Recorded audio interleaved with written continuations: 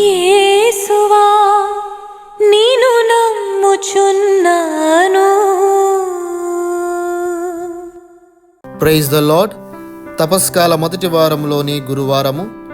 ఈ ప్రొద్దు దైవ గ్రంథ పఠనముల ధ్యానాంశము నీవు ధన్యుడవు అంటూ పవిత్ర గ్రంథ పఠనములు మనలను ధ్యానించమని పిలుపునిస్తూ ఉన్నాయి.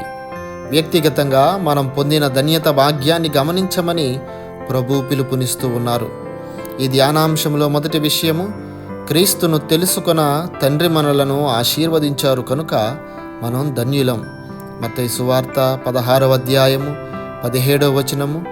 పునీత పౌలు గారు కొరింథీయులకు రాసిన మొదటి లేఖ 12వ అధ్యాయము 3వ వచనములో ఈ విషయాన్ని గూర్చి మాట్లాడుచున్నారు. రెండవది, క్రీస్తు స్థాపించిన పరిశుద్ధ కథోలిక సభ సభ్యులుగా మనం ఆశీర్వాదం పొందితిమి కనుక మనం ధన్యులం.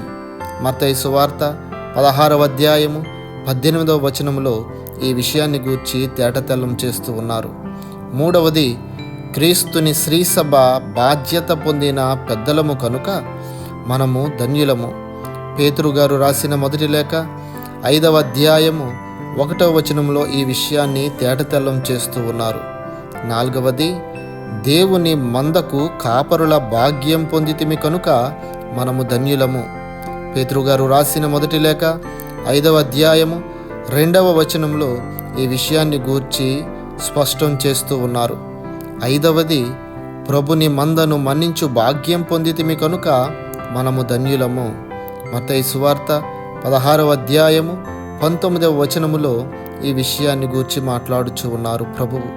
చివరిగా మనం పొందిన ఈ ధన్యత క్షీణింపని మహిమాన్విత కిరీటంతో అలంకరింపబడును అని ప్రభువు నుడువుచున్నారు. Praise the Lord. God bless you all.